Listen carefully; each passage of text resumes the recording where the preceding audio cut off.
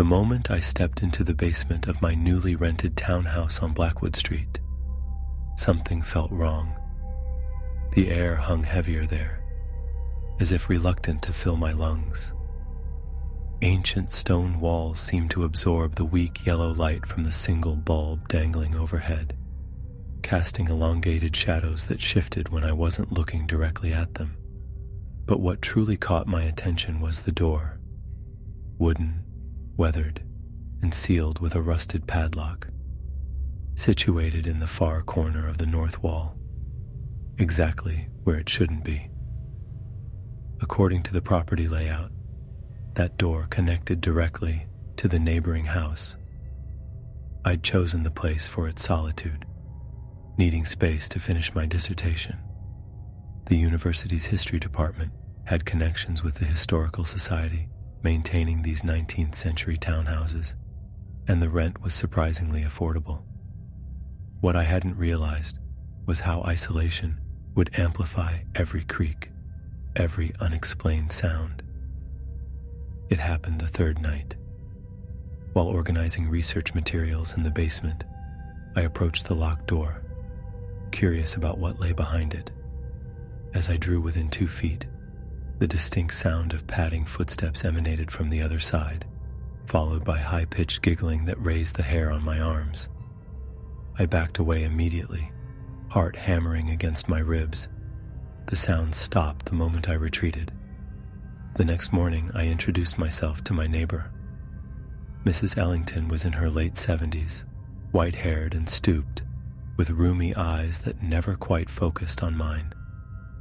When I casually mentioned the connecting door, her face hardened. She informed me that she'd lived there 40 years, alone, no visitors, no family, certainly no children. She suggested the old houses settled constantly, making all manner of strange noises. Her dismissive tone advised against further questions. During the following week, I attempted to ignore the door, focusing instead on my work. Yet something about its presence drew me back, repeatedly. I found myself standing before it, at odd hours, sometimes without conscious intention. Each time I approached, the sounds would begin, soft footfalls moving in circular patterns, followed by that eerie, whispering laughter.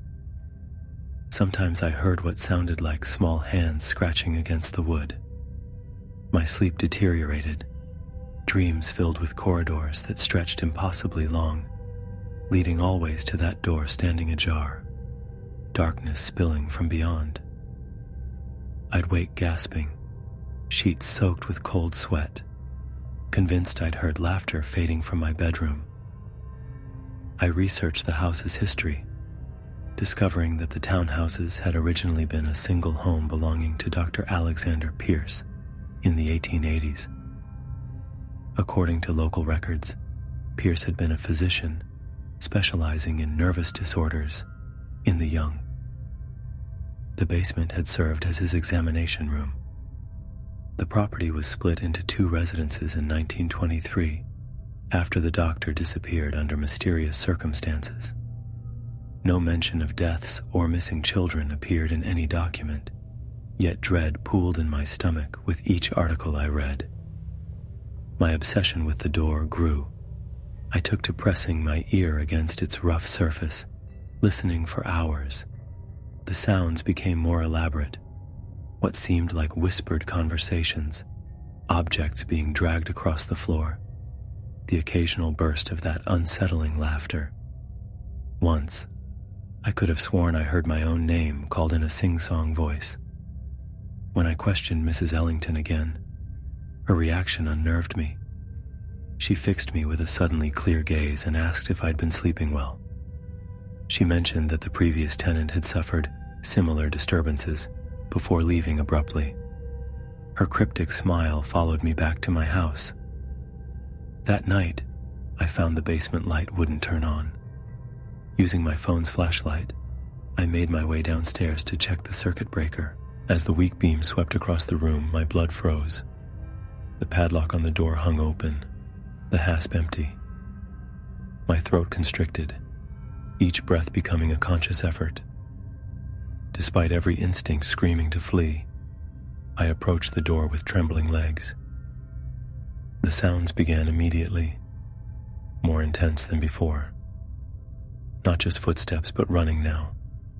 Not just giggling, but full, throaty laughter that contained no mirth. Something crashed against the other side, making the door shudder in its frame. A voice, not a child's, but something mimicking one, called my name again. My phone died suddenly, plunging me into perfect darkness. My heartbeat thundered in my ears as sweat trickled down my spine. I backed away, disoriented, colliding with something solid that shouldn't have been there. Hands, dry and papery, gripped my shoulders from behind. Mrs. Ellington's voice whispered, "They're awfully anxious to meet you. They get so few new playmates." I wrenched away, scrambling blindly for the stairs. Behind me I heard the distinct creak of the door swinging open, and a rush of frigid air carried the overwhelming smell of antiseptic and decay. I fled the house that night with only my laptop and car keys. The university arranged different accommodations after I claimed severe allergies to the building's mold. I never returned for my belongings. 3 months later, I received an envelope with no return address. Inside was a single yellowed photograph, the basement door standing open. In the foreground stood Mrs. Ellington, much younger but recognizable. The dateline read, Pierce Residence, 1897. Behind her, partially obscured in shadow, stood a man in a physician's coat. Neither was smiling, but their eyes reflected the camera's flash with an unnatural gleam. I've transferred to a different university since then. Sometimes, late at night, I still wake to the sound of distant laughter that fades when I turn on the lights. And yesterday, I noticed a door in my apartment that I don't remember seeing before. The mirror hung in perfect position against the eggshell wall, its ornate floral frame a stark contrast to the modern minimalist design I had cultivated throughout the rest of the home. Something about its tarnished edges and aged patina had called to me from the cramped corner of the antique shop, a piece with character, as I often explained to my more contemporary-minded clients. What I couldn't explain was the sudden drop in temperature each time I passed it, or why the air around it seemed to thicken, as if reluctant to let me move away once I'd stepped into its view. I've been in interior design for 15 years. You develop a certain intuition about spaces and objects, how they'll make people feel, how they'll transform a room. But nothing in my professional experience prepared me for what began happening the night I brought that mirror home. The installation had been straightforward. The Victorian-era mirror was heavier than it looked, but I managed to secure it to the wall of my home office, where I could showcase it to potential clients as an example of incorporating vintage elements into modern design. I stepped back to admire my work, satisfied with how the afternoon light caught the worn gold leaf accents in the carved wooden frame. That first night, I was working late, sketching concepts for Mrs. Harrington's sunroom renovation. The house had grown quiet, that particular stillness that comes in the small hours when the world outside seems to hold its breath. I glanced up from my drafting table, catching my reflection in the mirror and someone else's. A silhouette, dark and indistinct but unmistakably human, stood behind me. My pencil clattered to the floor. I spun around, heart slamming against my ribs, but found only my empty office. The doorway was clear, the hallway beyond dark and still. When I turned back to the mirror, there was only my own pale face staring back. I convinced myself it was exhaustion playing tricks, a shadow from the street perhaps, or my mind filling in patterns where none existed. I gathered my scattered materials and retreated to bed, though sleep remained elusive as my mind replayed that momentary image, a darkened figure lurking just behind my shoulder. The next morning, rational thought returned with the sunlight. I worked through the day without incident, the mirror reflecting nothing but my office and occasionally me as I moved about the space. Only once, when passing quickly, did I notice something odd, the briefest delay in my reflection's movement, as if it were following me rather than moving in sync. The second night brought worse. I deliberately stayed away from my office after dinner, working from my laptop in the living room until my eyes grew heavy. But something pulled me back, a nagging need to check, to confirm that my mind had simply been overtired the night before. The mirror waited, gleaming dully in the light from my desk lamp. I approached cautiously, watching as my reflection drew closer. Nothing unusual. I exhaled slowly, releasing tension I hadn't realized I was holding in my shoulders. Then I saw it, a pale hand, fingers splayed against the reflective surface, as if pressed from the other side. A hand that wasn't mine, emerging from darkness over my reflected shoulder. My throat constricted, choking back a scream. My skin erupted in goosebumps, a cold sweat breaking across my forehead.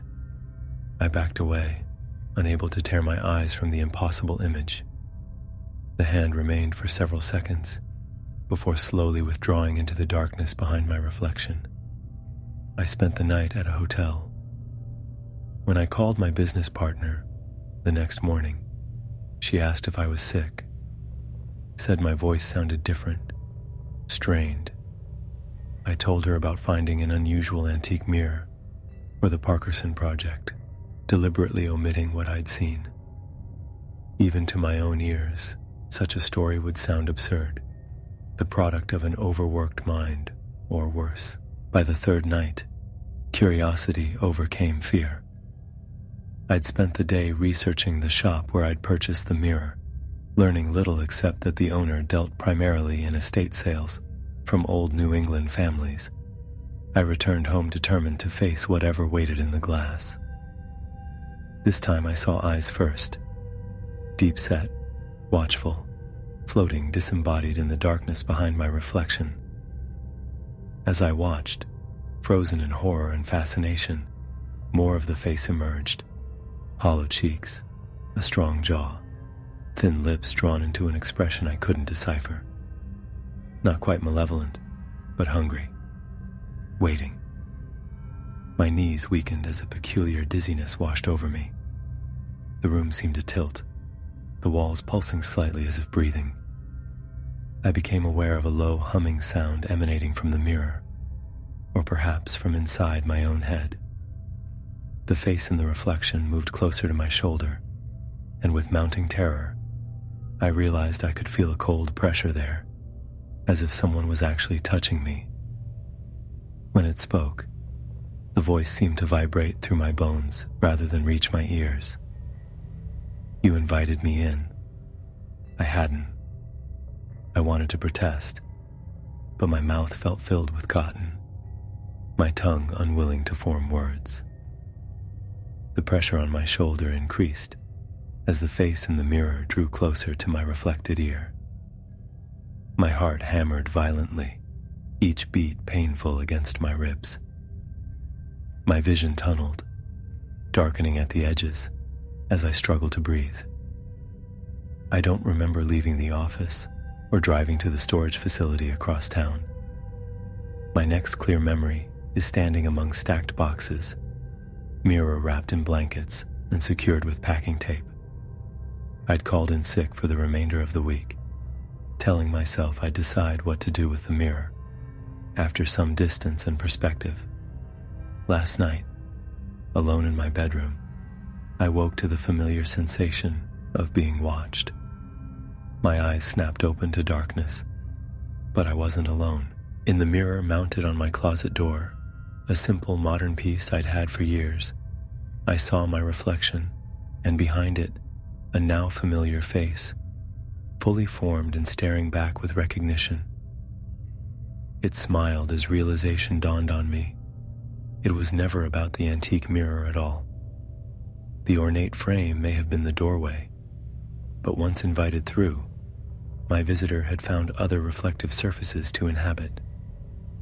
As I write this, I'm surrounded by sheets covering every mirror, window, and screen in my house. My phone lies face down beside me, but occasionally, from the corner of my eye, I catch a glimpse of movement in the curved surface of my watch or the polished metal of my desk lamp. And sometimes, when I manage to drift into uneasy sleep, I dream of being on the other side, looking out through the glass, watching someone else's life with patient, hungry eyes, waiting for my chance to step through. The abandoned Millfield station breathes like a sleeping beast. Its walls crack and settle, pipes groan with trapped air, and shadows shift without provocation. But nothing in this forsaken place unsettles quite like the clock, that damned brass pendulum clock mounted above the ticket booth, still keeping time long after all other functions have ceased. 9 minutes ahead, always 9 minutes ahead. I know, because I've checked. Every day, for the 3 weeks I've been documenting the station's architecture, I've synchronized my watch with the atomic clock on my phone, and without fail, that antique monstrosity runs precisely 9 minutes fast. I'm not superstitious by nature. As a historical preservation photographer, I've spent countless hours in abandoned buildings, asylums with blood-stained floors, prisons with messages scratched into concrete, mansions where families met violent ends. None of them affected me like this place, with its perfectly ordinary exterior and single inexplicable timepiece. Today marks my final session, photographing the station's Art Deco details. The late afternoon sun slants through broken windows, casting prison bar shadows across dust-thick floors. I've been working methodically, capturing the ornate ceiling medallions when the clock begins to strike 4. Except it's only 3:51 by my watch. Tick, tock, tick, tock. The sound reverberates through empty halls with unnatural clarity. I've grown accustomed to its rhythm over these weeks, even found it oddly comforting in the oppressive silence. But today, something's different. The cadence seems deliberate. My skin prickles as I stand beneath it, camera forgotten in my hands. Tick, listen, talk, closely. My breath catches. Did I just... No. Impossible. I'm projecting meaning onto mechanical sounds, yet my heart hammers against my ribs, and cold sweat beads along my hairline. I force myself to turn away, focusing on a damaged mosaic across the main hall. The station had been abandoned in 1963 after a series of unexplained accidents. According to my research, passengers reported disorientation, missed connections, and strange lapses in memory. The station manager's logs noted recurring complaints about the main clock being wrong, despite daily adjustments. Tick, 9, tock, minutes. The words form so clearly in my mind that I whirl around, certain someone has whispered directly into my ear. The station remains empty. Only the clock's pendulum moves, swinging with metronomic precision. My hands tremble as I pack my equipment. The rational part of my brain insists I'm experiencing auditory pareidolia, the tendency to impose linguistic patterns on random sounds. But another part, a primitive part, buried beneath years of skepticism, screams that something is wrong. I should leave. My assignment is complete. The Preservation Society has more than enough material. Instead, I find myself sitting on a bench directly across from the clock, watching its brass pendulum swing. The station grows darker as sunset approaches, but I don't move to turn on my portable lights. Tick, time, talk, ending. My mouth goes dry. The words come through unmistakably now, riding the pendulum's rhythm. My phone buzzes with a text. My wife wondering when I'll be home. I can't look away from the clock face to answer. Has the minute hand always moved so jerkily? It seems to stutter between positions like frames dropped from a film. I blink hard, but the effect persists. The second hand doesn't sweep smoothly either. It jumps, hovers, then jumps again. Tick, 9, talk, minutes, tick, before, talk, disaster. My chest constricts. Sweat soaks through my shirt despite the chill. 9 minutes before disaster. 9 minutes of warning. The realization breaks my paralysis, sending me stumbling toward the exit. Equipment abandoned. Outside, the evening air feels unnaturally still. Traffic on the nearby highway has stopped completely. An accident, perhaps, or construction. My phone shows 5:21 p.m. The station clock would read 5:30. I drive home in a daze, jumping at every red light, flinching when I spot a wall clock in a storefront. My wife notices my distraction during dinner but accepts my excuse about being overworked. That night, I remove the batteries from every clock in our house, claiming they disturb my sleep. 3 days pass. I tell myself it was exhaustion, or perhaps carbon monoxide leaking from old furnaces in the station. Yet I check news reports obsessively for disasters that might have occurred at 5:30 that evening. Nothing. On the fourth day, my editor calls with alarming news. My memory card is corrupted. Every image from the station is distorted, with bizarre timestamps that make no chronological sense. Would I mind returning for a few additional shots? I refuse. I fabricate a schedule conflict, ignoring his confusion. Later that evening, a package arrives at my door. No return address, no shipping label. Inside rests a brass pendulum, detached from its mechanism, and a note written in faded ink. The warning isn't for you. That night, I jolt awake at 3:21 a.m. From somewhere in our house comes the unmistakable sound of a pendulum clock. Tick-tock, tick-tock. Though we've never owned one. My wife sleeps peacefully beside me as I follow the sound to our living room. The wall where we've hung family photos now holds something else entirely. A brass clock identical to the one from Millfield Station gleams in the moonlight, its pendulum swinging steadily. Its face reads 3:30 a.m., 9 minutes ahead. As I stand frozen before it, the pendulum's rhythm forms words that turn my blood to ice. Tick, not, talk, for, tick, you, talk, for, tick, her, talk, now. The second hand completes its circuit, and somewhere in our bedroom, my wife begins to scream.